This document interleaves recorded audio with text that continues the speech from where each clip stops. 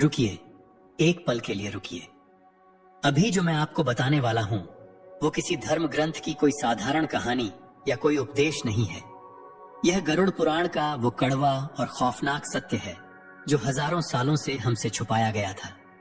क्या आप जानते हैं कि जब किसी घर में एक बेटी जन्म लेती है तो वो कोई आम शारीरिक या जैविक घटना नहीं होती।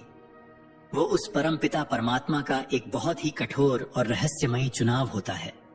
लेकिन भगवान किस पिता को, किस मां को और किस घर को एक बेटी के लिए चुनते हैं? और सबसे डरावना सवाल, क्या आपका घर, क्या आपके कर्म उस चुनाव के लायक थे? आज हम गरुड़ पुराण के उन पन्नों को खोलेंगे जो आपको बताएंगे कि आखिर बेटियां किस घर में आती हैं और क्यों एक बेटी के जन्म लेते ही उस घर की रुकी हुई किस्मत अचानक से खुल जाती है। इस वीडियो को बहुत ध्यान से देखिएगा, क्योंकि अंत में गरुड़ पुराण का जो सत्य आपके सामने आएगा वो आपकी जिंदगी और आपके परिवार को देखने का पूरा नजरिया हमेशा के लिए बदल देगा। हम सब यही मानते हैं कि किसी भी घर में बच्चा पैदा होना प्रकृति का नियम है, लेकिन गरुड़ पुराण और हमारे प्राचीन कर्म सिद्धांत इस विज्ञान से बहुत आगे की बात करते हैं। गरुड़ पुराण चीख चीख कर कहता है कि इस दुनिया में किसी भी घर में, किसी भी आंगन में बेटी का जन्म लेना कोई संयोग या इत्तेफाक नहीं है। जब किसी घर में एक बेटी अपनी पहली सांस लेती है तो वो सिर्फ एक बच्ची का जन्म नहीं होता, वो उस ब्रह्मांड का एक बहुत बड़ा फैसला होता है। भगवान हर किसी को बेटी नहीं देते। आज मैं आत्म रहस्य के इस मंच से गरुड़ पुराण के उस सबसे खूबसूरत लेकिन सबसे ज्यादा रुला देने वाले पन्ने को खोलने जा रहा हूं। गरुड़ पुराण में यमराज और पक्षीराज गरुड़ के बीच आत्माओं के सफर को लेकर एक बहुत ही गहरा और रहस्यमयी संवाद है। उसमें स्पष्ट बताया गया है कि मृत्यु के बाद जब कोई आत्मा यमराज के दरबार में खड़ी होती है तो उसका अगला जन्म यूं ही तय नहीं होता। आत्मा को वहां नहीं भेजा जाता जहां जगह खाली हो। आत्मा को वहां भेजा जाता है जहां उसका उद्देश्य हो, जहां उसका कर्मों का कर्ज हो। और जब बात एक स्त्री योनि, एक बेटी के रूप में जन्म लेने की आती है तो यमलोक के नियम बहुत बदल जाते हैं। हम बचपन से सुनते आए हैं कि बेटियां नसीब वालों को मिलती हैं, पर क्या आपने कभी सोचा है कि वो नसीब आखिर है क्या? वो नसीब कोई आसमान से टपकी हुई चीज नहीं है। वो नसीब आपके, यानी उस पिता के पिछले जन्म के कर्म हैं। गरुड़ पुराण का सबसे कड़वा और नंगा सच सुनिए। शास्त्रों में वर्णन आता है कि जब इंसान के पिछले जन्मों के पाप या कर्ज बहुत भारी होते हैं, जब उसने पिछले जन्म में किसी का बहुत पैसा खाया होता है या किसी को बहुत तकलीफ दी होती है, तो प्रकृति उस कर्ज को वसूलने के लिए उसके घर में एक बेटे को जन्म देती है। जी हां, आपने बिल्कुल सही सुना। ज्यादातर घरों में बेटे सिर्फ और सिर्फ उस पिता का पुराना कर्ज वसूलने, उसकी संपत्ति का बंटवारा करने और उसके पुण्यों को भोगने के लिए आते हैं। ये वो आत्माएं होती हैं जिन्हें आपसे कुछ लेना होता है। लेकिन इसके बिल्कुल विपरीत, जब किसी इंसान के पिछले जन्मों के पुण्य अपने चरम पर होते हैं, जब उसने पिछले जन्म में बिना किसी स्वार्थ के लोगों की मदद की होती है, भूखों को खाना खिलाया होता है, किसी रोते हुए इंसान के आंसू पोंछे होते हैं, तब भगवान, तब वो प्रकृति उस इंसान को फल देने के लिए उसके घर में एक बेटी को जन्म देती है। बेटी वो आत्मा होती है जिसे आपसे कुछ लेना नहीं होता, बल्कि वो आपको अपना सब कुछ देने आती है। यही वजह है कि आपने अक्सर देखा होगा कि जब किसी घर में बेटी का जन्म होता है तो उस घर की ऊर्जा, उस घर का आभा मंडल अचानक से बदल जाता है। जो पिता कल तक बहुत कठोर था, बहुत गुस्से वाला था, जो छोटी छोटी बातों पर झल्ला उठता था, वो अपनी उस छोटी सी बच्ची को गोद में उठाते ही बिल्कुल मोम की तरह पिघल जाता है। उसके अंदर से एक ऐसी करुणा, एक ऐसा प्रेम फूट पड़ता है जिसके बारे में उसे खुद भी नहीं पता था। यह कोई चमत्कार नहीं है, यह उस पवित्र आत्मा का कमाल है। गरुड़ पुराण कहता है कि बेटियां अपने साथ ब्रह्मांड की सबसे शुद्ध और सबसे कोमल ऊर्जा लेकर आती हैं। जब वो उस घर में सांस लेती हैं तो उनके आभा मंडल से एक ऐसा कंपन निकलता है जो उस घर की सारी नकारात्मकता, सारे क्लेश और सारे दरिद्रता के जालों को काट देता है। हम सदियों से एक मुहावरा सुनते आए हैं कि बेटी तो घर की लक्ष्मी होती है, लेकिन हम इंसानों की बुद्धि इतनी छोटी है कि हमने लक्ष्मी का मतलब सिर्फ पैसा या धन समझ लिया। हमने लक्ष्मी को सिर्फ सोने और चांदी के सिक्कों में तौल दिया। गरुड़ पुराण और देवी भागवत महापुराण में बहुत ही स्पष्ट शब्दों में बताया गया है कि लक्ष्मी सिर्फ पैसों की देवी नहीं है। लक्ष्मी संतुलन की देवी है, लक्ष्मी शांति की देवी है, लक्ष्मी चेतना और करुणा की देवी है। और यह लक्ष्मी, यह सकारात्मक ऊर्जा उस घर में कभी नहीं टिकती जहां लोगों का आपस में अपमान होता हो, जहां बात बात पर गालियां दी जाती हों, जहां स्त्रियों को पैरों की जूती समझा जाता हो और जहां सिर्फ और सिर्फ स्वार्थ का बोलबाला हो। तो जब हम कहते हैं कि बेटी लक्ष्मी है, तो इसका असली मतलब यह है कि भगवान ने उस बेटी को एक बदलाव का दूत बनाकर आपके घर भेजा है। वो खाली हाथ नहीं आती, वो अपने साथ अपने उन संचित पुण्यों को लेकर आती है जो उसने अपनी पिछली कई यात्राओं में कमाए थे। जब वो नन्हे नन्हे कदमों से आपके घर में चलना शुरू करती है, तो वो असल में आपके घर के वास्तु दोषों को, आपके घर की उस भारी ऊर्जा को अपने पैरों तले खत्म कर रही होती है। यही कारण है कि आपने अपने आसपास, अपने समाज में ऐसे कई परिवार देखे होंगे जो बेटी के जन्म से पहले कर्ज में डूबे हुए थे, जिनके घर में हमेशा कंगाली छाई रहती थी। लेकिन जैसे ही उस आंगन में बेटी की किलकारियां गूंजी, अचानक से उस पिता का व्यापार चल पड़ा। उसकी रुकी हुई तरक्की होने लगी। घर में अचानक से सुख और शांति ने डेरा डाल लिया। लोग इसे सिर्फ एक संयोग मान लेते हैं। लोग कहते हैं कि अरे बच्चे के पैर शुभ हैं, पर हकीकत में शास्त्र इसे पुण्यों का हस्तांतरण मानते हैं। उस बेटी की पवित्र आत्मा अपने पिता के कष्टों को देखकर अपने पुण्यों का एक हिस्सा अपने पिता के आभा मंडल में डाल देती है। वो अपने भाग्य से, अपनी किस्मत से उस पूरे परिवार को पालने लगती है।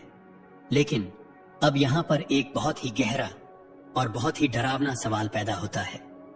अगर बेटियां सच में इतनी पवित्र होती हैं, अगर वो पुण्यों का फल होती हैं, तो फिर आज के समाज में कई घरों में बेटियों के जन्म पर मातम क्यों मनाया जाता है? क्यों आज भी कुछ परिवारों में जब वैद्य या डॉक्टर कहता है कि बेटी हुई है, तो पिता का मुंह लटक जाता है, दादी मुंह फेर लेती है?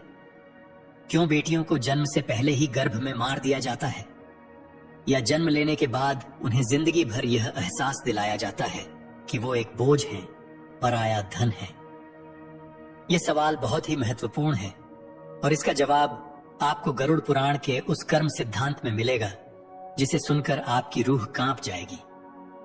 शास्त्रों में वर्णन आता है कि यमलोक से जो आत्मा धरती पर आने के लिए निकलती है, वो मां के गर्भ में आने से पहले ही उस परिवार की, उन माता पिता के विचारों की ऊर्जा को महसूस कर लेती है। अगर उस परिवार के मन में डर है, अगर उनके अंदर बेटी को लेकर लालच है कि दहेज देना पड़ेगा, अगर उनके मन में स्त्री के प्रति कोई सम्मान नहीं है, तो कोई भी उच्च कोटि की आत्मा, कोई भी शुद्ध और पवित्र आत्मा उस गर्भ में प्रवेश नहीं करती। वो आत्मा उस गंदे आंगन से वापस लौट जाती है। और फिर उस घर में कौन जन्म लेता है?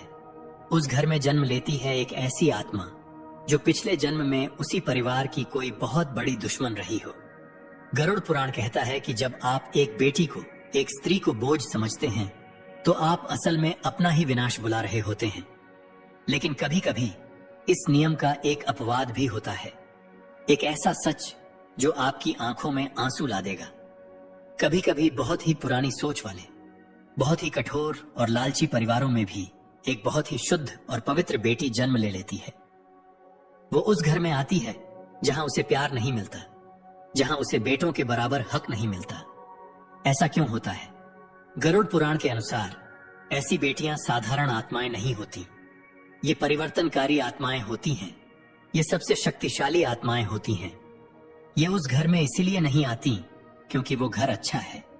ये उस घर में इसलिए आती हैं ताकि उस घर के अंधेरे को चीर सकें। जैसे एक दीपक को अगर आप अंधेरे कमरे में रख दें, तो वो दीपक यह शिकायत नहीं करता कि यहाँ कितना अंधेरा है। वो दीपक चुपचाप झलकर उस कमरे को रोशन कर देता है। ठीक वैसे ही ये कोमल सी बेटियां अपने स्वभाव से, अपनी मुस्कान से, अपने निस्वार्थ प्रेम से और अपनी जिद से उस कठोर पिता के हृदय को बदल देती है। वो उस पत्थर दिल दादा दादी के दृष्टिकोण को बदल देती है। वो उस घर में पैदा होती हैं जिसे बदलना असंभव लगता था, और वो उस पूरे परिवार की चेतना को, उनके सोचने के तरीके को जड़ से उखाड़कर एक नया रूप दे देती है। ये बेटियां उस परिवार के लिए एक परीक्षा भी होती हैं और एक वरदान भी। अब सुनिए वो सबसे गहरा रहस्य जिसका इंतजार आप इस वीडियो की शुरुआत से कर रहे थे। क्या वो बेटी जो आज आपके घर में है, जो आज आपके गले लगती है, क्या वो सिर्फ एक संयोग है? गरुड़ पुराण की गहराइयों में अगर आप उतरेंगे तो आपको पता चलेगा कि मृत्यु के बाद आत्मा की यात्रा बहुत जटिल होती है। हर जन्म एक कर्ज है, एक अधूरा संबंध है, और यह बात बहुत संभव है, बिल्कुल मुमकिन है कि आज जो बेटी आपके आंगन में खेल रही है वो पिछले किसी जन्म में आपकी मां रही हो। जरा सोचिए, पिछले जन्म में जब आप एक बच्चे थे तो आपकी मां ने अपना पेट काटकर आपको खिलाया था। उसने अपनी रातों की नींद खराब करके आपको सुलाया था। उसने बिना किसी स्वार्थ के अपना सब कुछ आप पर लुटा दिया था। पर जब वो बूढ़ी हुई तो शायद आप उसकी वो सेवा नहीं कर पाए, शायद आप उसका वो कर्ज नहीं चुका पाए। तो प्रकृति ने, उस कर्मों के गणित ने, उस अधूरे प्यार को, उस बिना स्वार्थ के रिश्ते को पूरा करने के लिए उसी आत्मा को इस जन्म में आपकी बेटी बनाकर आपके घर भेज दिया, ताकि अब आप एक पिता के रूप में उसकी हर वो ख्वाहिश पूरी कर सकें जो आप पिछले जन्म में नहीं कर पाए थे, ताकि वो संबंध, वो ऊर्जा अपना संतुलन पा सके। आत्माएं बदलती नहीं हैं, सिर्फ शरीर बदलते हैं, सिर्फ रिश्ते बदलते हैं। इसलिए कहा जाता है कि बेटी केवल आपके वर्तमान की संतान नहीं है, वो आपके अतीत का हिसाब है और आपके भविष्य का विस्तार है। अब एक ऐसा प्रश्न जो हर उस इंसान को अंदर तक झकझोर देगा जो बेटियों को लड़कों से कम आंकता है। यदि बेटी का जन्म कर्मों से जुड़ा है, यदि वो अपने साथ आपके घर में पुण्यों का भंडार लेकर आती है, यदि वो आपके घर की दरिद्रता मिटाने आती है, तो क्या उस बेटी को कमतर समझना, क्या उसकी पढ़ाई पर खर्च ना करना, क्या उसे जन्म से ही पराया समझना, स्वयं अपने ही भाग्य को, अपनी ही किस्मत को लात मारना नहीं है। जब आप एक बेटी को अस्वीकार करते हैं, जब आप उसकी आवाज को दबाते हैं, जब आप उसे उसके भाई से कम प्यार देते हैं, तो आप सिर्फ एक सामाजिक बुराई नहीं कर रहे हैं, आप एक बहुत बड़ी आध्यात्मिक मूर्खता कर रहे हैं। आप उस पुण्य को, उस देवीय ऊर्जा को अस्वीकार कर रहे हैं जो भगवान ने खास आपको चुनकर आपके घर भेजी थी। गरुड़ पुराण साफ कहता है कि जो इंसान अपनी बेटी के आंसुओं का कारण बनता है, जो उसकी आजादी को छीनता है, उसके पुण्यों का नाश तुरंत शुरू हो जाता है। ऐसे घर से लक्ष्मी और शांति हमेशा के लिए विदा ले लेती है, और फिर उस घर में सिर्फ क्लेश, बीमारियां और दरिद्रता ही बचती है। गरुड़ पुराण का कर्म सिद्धांत हमें यह भी बताता है कि हर आत्मा जो एक बच्चे के रूप में धरती पर आती है, वो अपने साथ 3 चीजें जरूर लेकर आती है। पहली, अपने पूर्व जन्म के संस्कार, दूसरी, अपने अधूरे कर्मों का हिसाब, और तीसरी, एक उद्देश्य। और ये तीनों चीजें आपको उस छोटी सी बच्ची के स्वभाव में, उसकी आदतों में और उसकी रुचि में साफ दिखाई देती हैं। जरा अपनी बेटी को ध्यान से देखिए। वो बेटी जो बचपन से ही बिना कहे सबकी मदद करती है, जो अपने खिलौने दूसरों को दे देती है, जिसे दूसरों का दुख नहीं देखा जाता। शायद वो पिछले किसी जन्म की कोई बहुत बड़ी संत रही हो, जो इस जन्म में आपके घर करुणा और प्रेम का संदेश लेकर आई है। वो बेटी जो हर मुश्किल में निडर होकर डटी रहती है, जो लड़कों से भी ज्यादा हिम्मत दिखाती है। शायद वो पिछले जन्म का कोई योद्धा हो, जो आपके परिवार को साहस और निडरता सिखाने आई है। वो बेटी जो बात बात पर सवाल पूछती है, जो पुरानी और रूढ़िवादी बातों को चुनौती देती है, जो चुप नहीं बैठती। शायद वो एक बदलाव का दूत बनकर आई है। और कभी कभी कुछ घरों में एक बहुत ही दर्दनाक घटना घटती है। कभी कभी एक बेटी घर में जन्म लेती है, पूरे घर में खुशियां भर देती है, सबको अपना दीवाना बना लेती है, और फिर बहुत ही कम उम्र में किसी बीमारी से या किसी हादसे में वो इस दुनिया को छोड़कर चली जाती है। माता पिता टूट जाते हैं, वो भगवान को कोसते हैं कि तूने उसे दिया ही क्यों था जब वापस छीनना था। पर गरुड़ पुराण इस असहनीय दर्द का भी एक बहुत गहरा आध्यात्मिक कारण बताता है। शास्त्रों के अनुसार ऐसी आत्माएं वो होती हैं जिनका इस धरती पर और उस परिवार के साथ कर्मों का हिसाब सिर्फ उतने ही सालों का या उतने ही महीनों का होता है। वो आत्माएं अपना कोई बहुत पुराना और छोटा सा कर्ज चुकाने या आपको कोई बहुत गहरी आध्यात्मिक सीख देने के लिए आती हैं। वो अपना संदेश देती हैं, आपके पुण्यों का संतुलन बनाती हैं और फिर अपनी असली यात्रा पर परम धाम की तरफ आगे बढ़ जाती है। वो आपके दर्द का कारण नहीं बनती, वो आपकी आत्मा को इस दुनिया के मोह माया से आजाद करने का एक बहुत कठोर माध्यम बनती है। मैं जानता हूं कि यह सब सुनना बहुत कठिन है, इसे स्वीकार करना आसान नहीं है, लेकिन गरुड़ पुराण का, इस ब्रह्मांड का यही सबसे अटल सत्य है। हर जन्म उद्देश्यपूर्ण है, हर सांस की एक गिनती है, हर रिश्ते का एक कारण है। कोई भी जन्म, कोई भी रिश्ता बेवजह नहीं है। तो अब हम उस अंतिम और सबसे गहरे प्रश्न पर आते हैं जिसे हर माता पिता को खुद से पूछना चाहिए। क्या बेटी का जन्म भगवान की तरफ से केवल एक कृपा है या फिर वो एक बहुत बड़ी आध्यात्मिक जिम्मेदारी भी है? गरुड़ पुराण का उत्तर बहुत ही स्पष्ट है। बेटी का जन्म दोनों है। जब कोई शुद्ध और शुभ आत्मा एक बेटी के रूप में आपके घर में जन्म लेती है तो वो केवल आपके आंगन में खुशियां बिखेरने नहीं आती, वो केवल आपके बुढ़ापे का सहारा बनने नहीं आती। वो उस घर की चेतना को, उस परिवार के आध्यात्मिक स्तर को ऊंचा उठाने आती है और इसके बदले में उस परिवार का, उस पिता का यह सबसे बड़ा कर्मों का दायित्व है कि वो उसे सबसे बेहतरीन शिक्षा दे, वो उसे दुनिया की हर बुरी नजर से सुरक्षा दे, लेकिन सुरक्षा के नाम पर उसे पिंजरे में न बांधे। वो उसे स्वतंत्रता दे, वो उसे अपने फैसले खुद लेने का सम्मान दे। यदि किसी घर में बेटी का जन्म तो बहुत खुशियों के साथ होता है, पर बड़ी होने पर उसे अपने ही भाई के समान अधिकार न मिले, यदि उसके सपनों को, उसकी पढ़ाई को यह कहकर छोटा कर दिया जाए कि तुझे तो दूसरे घर जाना है, यदि उसकी आवाज को अनसुना किया जाए, तो गरुड़ पुराण के अनुसार वो घर, वो पिता उस महान आध्यात्मिक अवसर को हमेशा के लिए खो देता है जो भगवान ने उसे दिया था। वो अपने पुण्यों को खुद अपने हाथों से आग लगा देता है। गरुड़ पुराण हमें यही सिखाता है कि जन्म लेने वाली आत्मा और उस परिवार के बीच एक बहुत ही सूक्ष्म और पवित्र अनुबंध होता है। आत्मा अपने संस्कार और पुण्य लेकर आती है और परिवार उसके पंखों को आसमान देने का दायित्व लेता है। यह रिश्ता केवल खाना खिलाने या कपड़े पहनाने का नहीं है, यह उस आत्मा के विकास का है। और जब एक पिता इस दायित्व को पूरी ईमानदारी से पूरा करता है तो उस घर में केवल एक बेटी नहीं बड़ी होती, उस पूरे परिवार की किस्मत, उनकी चेतना और उनका आध्यात्मिक स्तर बढ़ जाता है। मित्रों, आज हमने आत्म रहस्य के इस सफर में एक बहुत ही लंबी और गहरी यात्रा की है। आज हमने गरुड़ पुराण के उन पन्नों को खोला है जो बताते हैं कि बेटी का जन्म केवल एक शारीरिक घटना नहीं है, वो आत्माओं की उस अनंत यात्रा का एक बहुत ही खूबसूरत अध्याय है। हमने जाना कि बेटियां केवल संतान नहीं हैं, वो संस्कार हैं। वो केवल एक रिश्ता नहीं है, वो एक दिव्य ऊर्जा है जो दरिद्रता को भस्म कर देती है। कोई भी जन्म संयोग नहीं होता, हर आत्मा अपने पूर्व जन्म के कर्मों के अनुसार अपना घर चुनती है। और जब एक बेटी आपके घर को चुनती है तो वो अपने साथ एक मौका लेकर आती है, आपके अंदर के प्रेम को जगाने का मौका, आपकी कठोर सोच को बदलने का मौका और आपके परिवार को भीतर से मजबूत करने का मौका।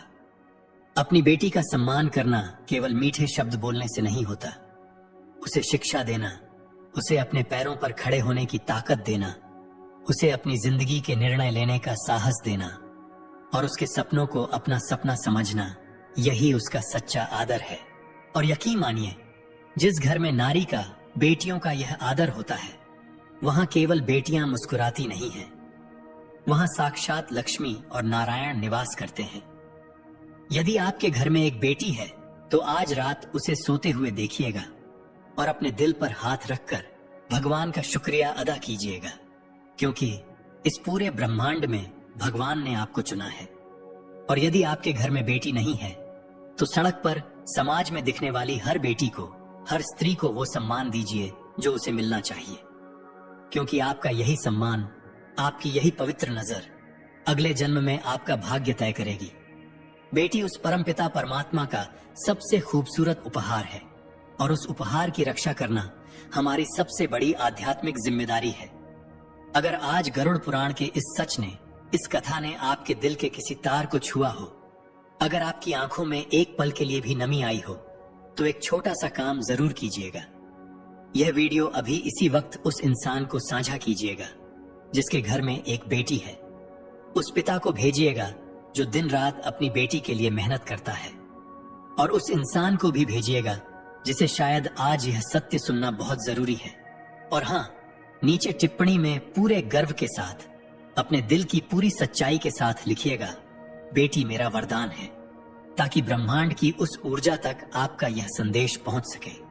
ऐसे ही गहरे आध्यात्मिक और जीवन को बदल देने वाले रहस्यों के सफर में मेरे साथ जुड़े रहने के लिए आत्म रहस्य चैनल से अभी जुड़ जाइए। अपना और अपने घर की उन लक्ष्मी स्वरूपा बेटियों का बहुत बहुत ख्याल रखिएगा। वो नारायण आपके आंगन को हमेशा खुशियों से भरा रखें।